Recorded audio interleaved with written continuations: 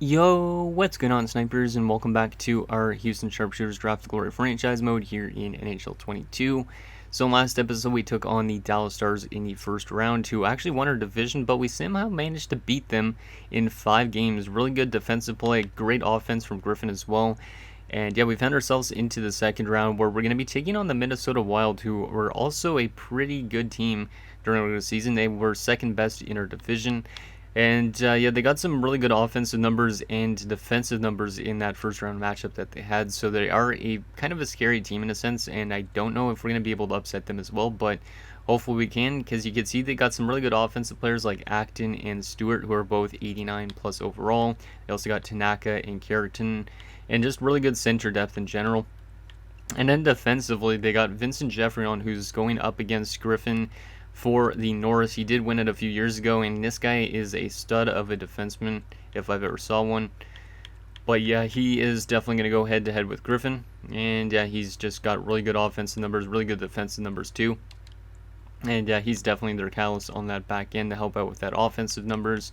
Goalie-wise, they got Lundmark, who had an insane first round with a .966 save percentage. Only allowed 4 goals in 4 games.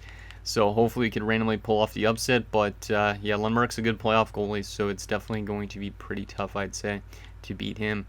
And they also have some solid depth as well. So should be a very interesting second round, and we'll see if we can pull off another upset and find ourselves somehow in a conference finals appearance. If we don't, it'll kind of suck because, like I said, we need to find our way to win a Stanley Cup at some point. But let's see what happens. It's going to be Griffin versus Jeffrey on this entire round. Who is going to come out on top is the question. Griffin's got the better offensive numbers, I'd say, and then Jeffron's got the better two-way type of game. Like, he's better defensively, so should be interesting to see what happens. Once again, we do not have home ice advantage in this round because we were one of the worser teams that made the playoffs, but let's see what happens in round 2. We've been really good on the road so far. We've won 3 games on the road and lost 1 on home ice. So let's see if we can continue to play good on the road and hand Minnesota their first loss of the postseason. Or are they going to steamroll over us like they did with their first round matchup? First period of game 1, and it's scoreless. I will take that. I mean, we're kind of playing into their hands a bit when we're not scoring goals, though, because their goaltending was really good in that first round, only 1 goal against per game. But at the same time, we managed to eliminate their offense in that first period, which is good because they scored 5.5 goals a game in the first round. So it's good to see that they're not getting much of anything either. Second period, 2-0 Minnesota. There's their offense, and it's Granlund, so their top line manages to get going. And now we're down by 2 goals going into the third, despite the shots being pretty similar, 19-18 in favor of them. Not good. Looks like we're going to probably lose our first game on the road, and first game of the series too, potentially, unless we can find a way back in the third. Let's see what happens. See if we can get some early goals here to get ourselves back in this game. Come on, boys. Let's get that offense going. Power play. No dice. Penalty kill. Nicely done. Power play again. Can we at least get 1 goal in this game, please? Because so far their goaltender has been actually insane, and we're not going to find a single way to score a single goal in that first game. Even though the shots were pretty close, 29-28, but we lose 2-0. And they kind of just choked us out like they did in that first round to whoever they played. So Granlund with both their goals from Acton and Stewart, and 1 from Acton and Almquist, but damn, that sucks. So 77 overall players scoring those goals too, but damn. Any badly minus players in that game? Any minus 2s? Nope, all minus 1s. Okay, actually a couple minus 2s. Sedin and Patan. And yeah, another good performance, I'd say, from Daryl goalie. He's been our best player probably other than Griffin in the playoffs. But we definitely need to find a way to get our offense going in game 2 if we can. Or else I'm going to have to make probably some adjustments. And maybe I'll make some adjustments already. I don't know if I should. Maybe we want to move Teratukin up in the defensive pairings a bit. Something like that. Actually, he's already up there. I could put Teratukin with Griffin. Oh, there we go. Maybe something like this. And maybe move low up. And we'll do something like this. Try McGrattan and Sedin, and then Griffin and Teratukin, so the 2 more offensively minded guys. And we'll put them on the opposite wings as well, just so they can get one-timers off, maybe.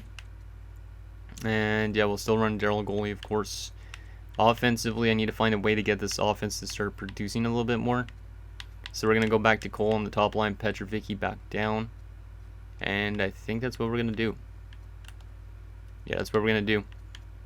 And this team needs to find a way to score goals. Actually, I'm going to move Zigomanis up as well because he was real good in that first round. So, but yeah, this team needs to find a way to score some goals against a very tough defensive team. And offensive team as well when they do score goals. But at least we managed to not allow 5 goals against. So let's see what happens in game 2. See if we could tie the series up headed home. Because if we could at least take one of these 2 games, then that will be definitely a W, I'd say. First period of game 2. 3-1 Minnesota. That's not good. That is not good. We're now trying to play into their hands, it seems like. Because now they're on pace to do their 5 goals a game or whatever that they were getting in the first round. At least we managed to get 1 goal. But Blundin, Karpetsev, and Olsen have their goals. Burns has our goals, so good to see Burns get a goal because he didn't have one in the first round. But we're down by 2 goals after the first period, so that's not good. 3 goals on 12 shots. That's Daryl Goalie's worst game for sure already. Can we find a way to get back into this game in the second period? Second period? 5-1. Oh, man, we're screwed. There's no way we're beating...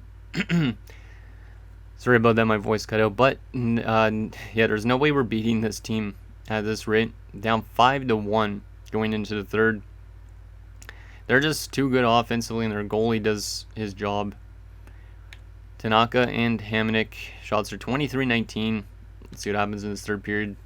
But Griffin scores a power play goal early. That's nice to see. 5-2 game. Penalty kill. Nicely done. Oh, Hamonic 6-2. Damn. Yeah, we need to find a way to play better for sure next game. Like, if we can win both games on home ice, that'd be good. D. Salvatore makes it a 6-3 game. But it's not going to be enough. Acton makes it 7-3. His goalie's still in net. I don't know why he's still in net, but he is. And, yeah, we're going to lose 7-3 in game 2. So, at least our offense still picked up some goals. But we're unfortunately going to lose 7-3 in game 2. So, Burns from Cole McGrattan, Griffin from Sea-Doo, and Burns and D. Salvatore from Sedin and Jacobs. Yeah, I got to make some adjustments to this roster because that was our worst game of the playoffs so far. Any badly minus players, couple -4s in Tertugan and Griffin.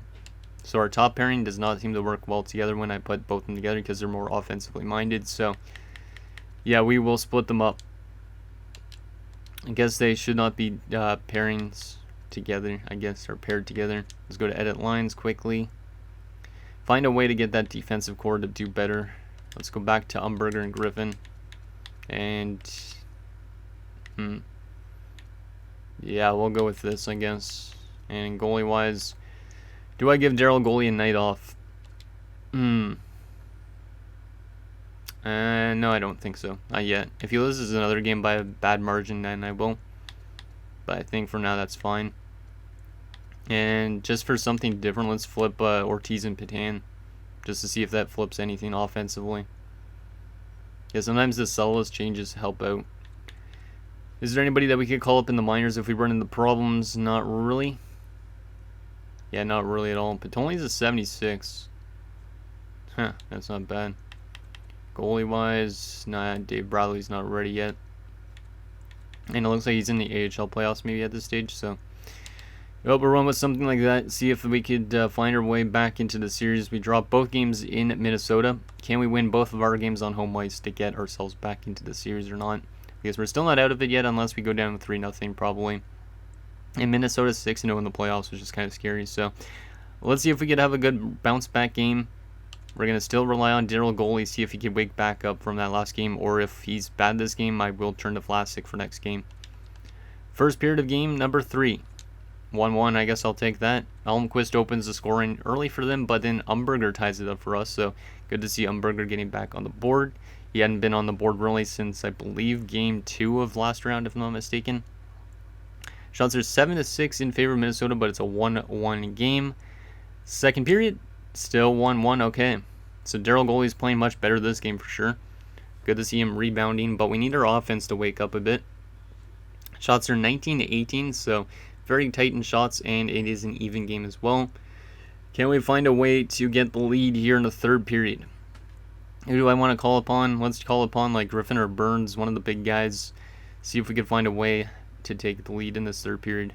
Come on, boys. I wish I still had Jääskeläinen and Thornton because I could count on those guys a lot in the playoffs, especially Jääskeläinen. Power play opportunities, and we finally get one. Sam Seadoo makes it 2-1 for your Houston Sharpshooters. It's a huge goal. Huge goal from Sam. Glad I brought him back. Penalty kill. Long penalty kill near the end of the game. It's been a long penalty kill we killed off, and we managed just to escape with a 2-1 victory. So another game-winning goal from Sam Seadoo. We got outshot 30-27, but a very good bounce-back game from Daryl goalie. So he's definitely going to be in net for next game. So Umberger from Griffin and Jacobs and Seadoo from Griffin. So Griffin has been picking up points all playoffs long, and he picks up 2 more in that game. He gets 3rd star, Seadoo the 2nd star, and of course goalie's the 1st star. So seems like whenever we win games, it's goalie that's always the 1st star. So we need the goalie to always be on his game, and we also need Griffin to help out the offense if we want to win the series or whatnot. So we handed Minnesota their first loss in the playoffs, which is huge. Can we tie the series up with this game on home ice? Griffin's up to 11 points in 8 games. Can we tie this up, head to Minnesota? Because that would be huge. Because if we lose this game, there's no chance we're probably going to win in Minnesota. But who knows? Maybe there's a chance. But let's see if we can tie this series up. And if Daryl goalie could have another strong game here. Come on, boys. Let's see what happens. First period of game 4. 1-0 us. Huge goal from Sedin, who's got 2 goals, I believe, in the playoffs now. So our defensive core still been outperforming, I'd say, our forward core, but it is what it is. Shots are 11-9 in favor of us, and it's a 1-0 game. Let's see if we could add some insurance in this second period. Second period, 2-1 Minnesota. That's not good. Acton and Granlund, so their top line scores 2 big goals. And now we're trailing going into the third. Shots are 21-19 in favor of Minnesota. Come on, goalie, just lock it down, and hopefully our offense could find a way to tie this game up and potentially take the lead in the third period, because if we lose this game, like I said, it's going to be very tough to win 3 straight against Minnesota. Third period underway. Can we get a goal to tie this game up? Teratukin hasn't scored any goals really this playoff run, so it'd be nice to see him score, and Stewart makes it 3-1 for Minnesota. That's not good. That might put away this game. Penalty kill. Nicely done. Can we get 2 goals late here? We don't have a lot of time, boys. Yeah, our offense is not finding itself consistently in this round. And we're unfortunately going to lose 3-1 on home ice. And now we are 1 loss away from being eliminated in the second round. So Sedin with the only goal from King and Patan. And yeah, their top line basically took over. Everybody on their top line had 3 points in that game. Because it's Granlund from Acton and Stewart, and Acton from Granlund and Stewart, and then Stewart from Acton and Granlund. So, yeah, that top line of theirs has some pretty good chemistry, it seems like. They all get the 3 stars of the game as well. Any badly minus players are 4th line, of course. And yeah, that was probably Daryl goalie's worst game, in a sense. Maybe not, because he allowed 7 one game, but still. I might have to turn to Vlasic for 1 game. I don't know. Because maybe goalie's just tired. Minnesota's 7-1 in the postseason. We need to win 3 straight against a tough team if we want to keep our playoff dreams alive here. Gotta find a way to get this team doing really good. Can Seadoo take faceoffs? He can. We're going to move Seadoo down to the second line center. We're going to move Ortiz up to the wing. Yeah, we're going to move Seadoo to the wing and see how that works. Or Ortiz to the wing. Try Seadoo at center. And yeah, he'll play with the youngsters in King and Petrovicki. And we'll go back to Jacobs up there and Zigomanis back down there. Defensively, we are going to keep the same, I think. I don't want to play Griffin on the top 6 because he's good offensively. So, and then yeah, goalie and Vlasic. How good is goalie's stats now? It's still pretty good. Do I give Vlasic a chance? No, is the question. Like, Vlasic was not really that great last year. But does goalie need a break? You know what? We're going to put Vlasic in. This is like a chance to come back in the series. So we're going to give Vlasic a chance. Maybe goalie needs a break for 1 day. Because if Vlasic gets steal a game in Minnesota, then we're back in the series potentially. So it's kind of like a low risk in this game, just playing him anyways, because it's either we pack our bags or we have another game after this. So let's see if Vlasic can get the win on the road here and keep our playoff dreams alive, or are we going to be knocked out by a very tough Minnesota Wild team? Come on, boys. Real-time simulation. Let's get that offense going early for us, please. Let's see if those line adjustments will help as Molson makes it 1-0 for Minnesota. That's not good. That is not good. That's a defenseman too, I believe, on that top 6 pairing, if I remember correctly. They're out shooting us quite badly in this first period, so Plastic's playing pretty solid, looks like, so far. And we're going to be down 1-0 after 1. Shots are 14-7 in favor of Minnesota, so our offense really is hitting a little bit of a dry spot in the last few games in terms of scoring goals. Like that one win we had was literally just by a goal, so if we could have a good second period here, maybe we could get back into this game. But Plastic's playing pretty good so far. Let's see if we can tie this game up in the second period. Can Griffin get us a goal? Because when Griffin gets points, then we have better chances. Patan makes it 1-1. Let's go, Patan. Let's go, Ernest. Or yeah, I think his name's Ernest, right? Let's go. And the shots are close again. We're actually passing them in shots, so we're dominating this second period. And Sedin scores a power play goal. That's his 3rd goal of the playoffs, but Hamnick ties the game right back up. But Sea-Doo restores us the lead. Damn, this is a lot of goal scoring late in the period. And DeSalvatore makes it a 4-2 game. And all of a sudden we have 30 shots. So we had a lot of shots in that second period. We're going to have to take a look at how much, but we're up by 2 goals. We're outshooting them 30-20. Can we lock this game down in the third period? Come on, boys. This is a good offensive explosion out of nowhere, so we're running away in shots. Penalty kill, nicely done. Power play. No goals, but I'll take 2 minutes off the clock, and Zigomanis makes it 5-2. All of a sudden, our offense is waking up. That's good to see. Defense is playing good as well, and Vlasic's been pretty solid this game. And we're going to win by a final score of 5-2. And we live to see another day. Can we win on home ice and keep this series going? Shots were 41-34 at the end of it. Pretty damn good game. But yeah, let's see the shot chart. Yeah, look at that shot chart. So they dominated us in the first period, 14-7. But in the second period, we outshot them 23-6. And it was 14-11 in that third for Minnesota. But wow. That second period, we just took over the game. Huge performance from the guys. We outwon them in terms of face-offs as well.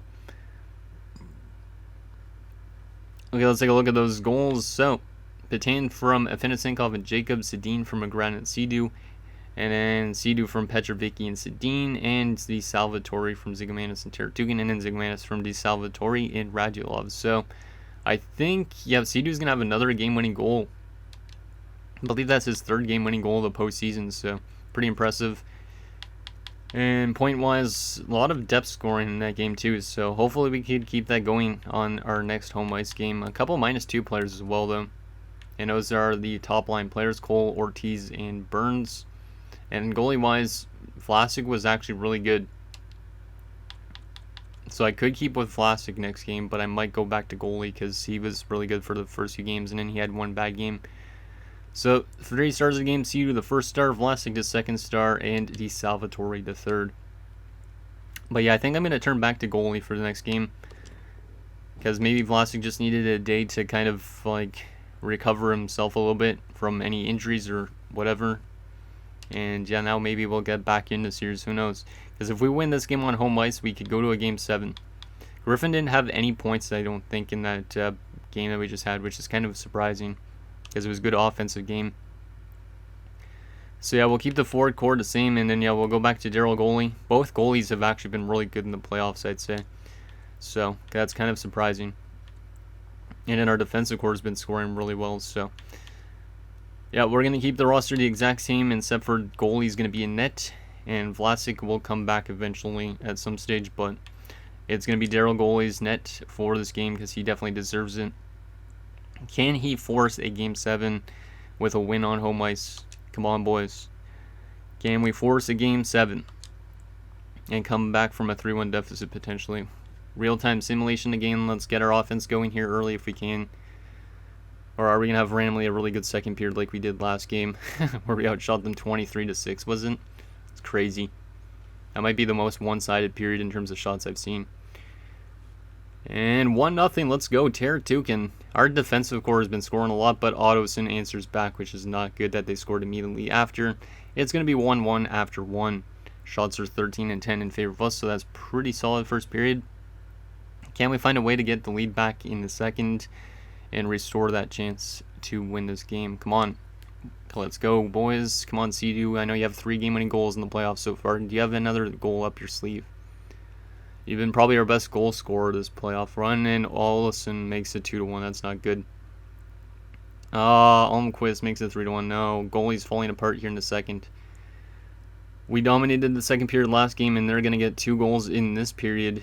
And, yeah, we're 1 period away from being eliminated in 6 games. We need to have a really strong third period here. Shots are 24-17. We need Griffin to randomly step it up in this period if we can.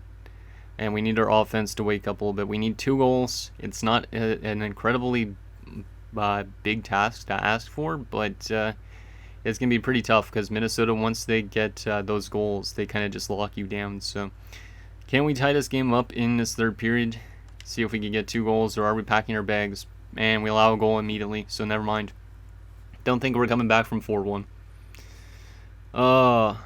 Maybe I should have kept with Vlasic. I don't know. It's not Daryl Goalie's fault this game either, though. The offense just hasn't been getting the chances, it looks like. And we're unfortunately going to be packing our bags in the second round to a tough Minnesota Wild team. And yeah, this team is not going to have a cup again in this season, which is unfortunate. But I mean, it was a much better season than I expected to with how we ended the season. So Teratukin from Patan and Jacobs is the only goal. And unfortunately, after we scored that early goal, we just could not score anymore. And they scored 4 in a row. Any badly minus players in that game? Out of curiosity. Couple -2 is Griffin and Umberger. Okay. 3 stars of the game. Jeffreyon, of course, picked up some assists in that game. Lundmark and Almquist. Okay. That's unfortunate we lose in the second round again.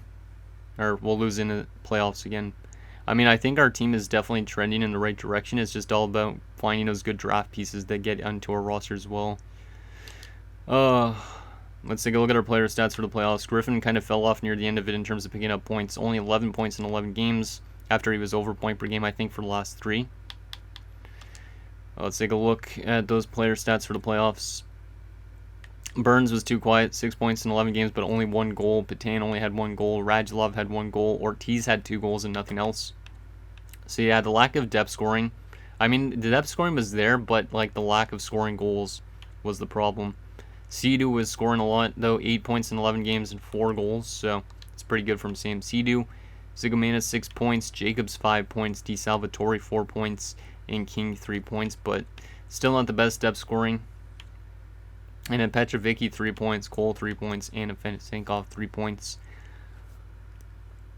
So yeah, in general, you can see that our depth scoring was good throughout our lineup.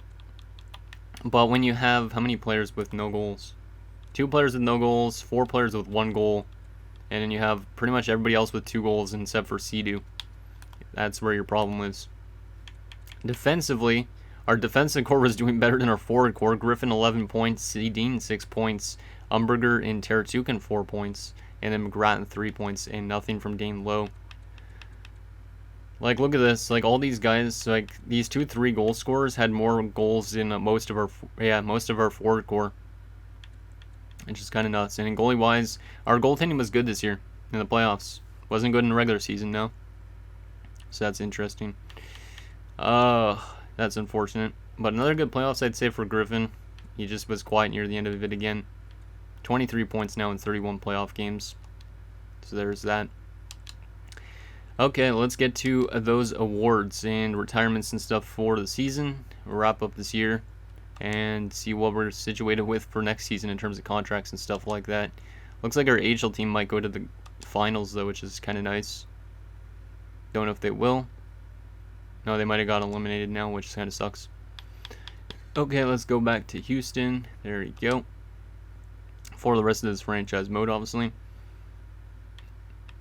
Continue to sim up to the retirements and stuff like that. So Minnesota wins the Stanley Cup, of course. For the second straight year, we've lost to the Cup-winning team. That's a little bit of a slap to the face. As they beat Pittsburgh in 6 games. Huh. Of course, Pittsburgh beat Ottawa in 7 games. It's another slap to the face in the conference finals. Huh. There's that. Let's take a look at those awards. So Minnesota wins the Stanley Cup for the first time, it looks like, in a while. President's Trophy went to the Seattle Kraken, and it was Minnesota in Pittsburgh in the Cup Finals. Individual awards, George Karl is going to win the Art Ross. He's also going to win the Hart this season. And they give the Norris to Geoffrion. Why? Why? Just because of the plus minus? Like, would you guys give it to a guy that has better plus minus or more point totals? When the point total was like a 15-point difference or 14-point difference, I don't remember how much it was. Like, Griffin had 95 points this year. Geoffrion had like 70 something. It's kind of ridiculous. I don't know. I mean, I guess he's better the all-around defenseman. Because, yeah, it's his greatest all-around ability in the position. So I guess that's because of the plus-minus and stuff. But, of course, Geoffrion wins the Norris as well to break up Griffin's 3 in a row. So, yeah, Geoffrion and Griffin are definitely the head-to-head defenders in the league right now. Griffin, though, is going to win his 4th Lady Byng in a row, though, which is impressive. I think that's the most I've seen a defenseman win them. Makinen wins the Calder for Montreal. Acton won the Conn Smythe for Minnesota, so he was their best player. Murley won the Vezina. Ryopel and Kuhlman win the Jennings for the Kraken. Grant is going to win the Masterton. And Valaket, who we just signed as a head coach, wins the Jack Adams, so that's kind of nice to see that our head coach wins the Jack Adams for getting us into the playoffs. Dubinsky wins the Selke for the Anaheim Ducks. Karl wins the Lindsay, and Scarabelli and Karl are going to win the Richard with their 68 goals I think they had. AHL award-wise, Wharton was one of the best AHL players, so that's kind of cool to see that our AHL team is doing so well, or was doing well. So Wharton's going to win 3 awards down there in the minors, it looks like, which is pretty nice. So that is that. And quickly, let's get to those retirements just to see if we lose like Sam Sedu or Teratukin, those type of older guys. Hopefully we don't really, because this team doesn't have much of a window to win a cup. So Chicago, Anaheim, Carolina, Tampa, and St. Louis are your top 5 picks this year. And let's take a look at those retirements and draft class and the contract situation, and then that'll be it for this episode. So Connor Bedard is the best player to retire.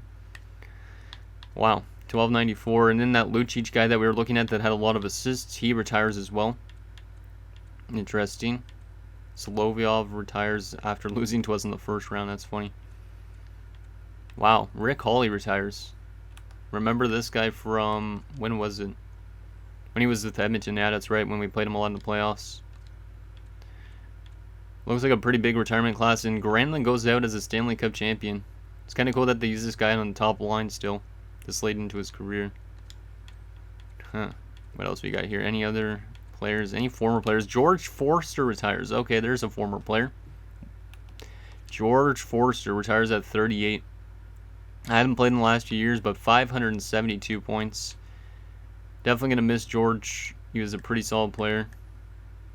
And when did we draft him? 3rd round in 2023. So best of luck in retirement there, George. Or Jorg. What else we got here? Any former players? Doesn't look like it really. Not the deepest retirement class, it looks like. Duffy seems familiar, but that might be from Winnipeg. Oh, Tursunbayev. Yep, there's a former player of ours in Vladimir Tursunbayev.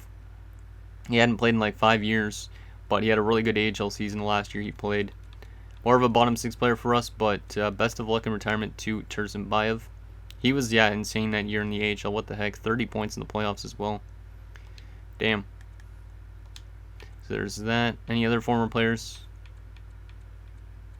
Does not look like it, unless there's like random like guys that only played like a few games. Bryson Orr seems familiar, maybe. I don't know, but not from us. That's it. Okay. And then goalie-wise, the best goalie to retire, Rantanen, is that goalie. Nobody that used to play with us, it looks like, though. Yeah. So we didn't lose anybody to retirement, which means Teratukin and Sedu could come back for another year. Teratukin's already signed for next year, but Sedu is not. So there we go. No retirements this year. Kind of surprised. And that is it for coach retirements. What else we got here?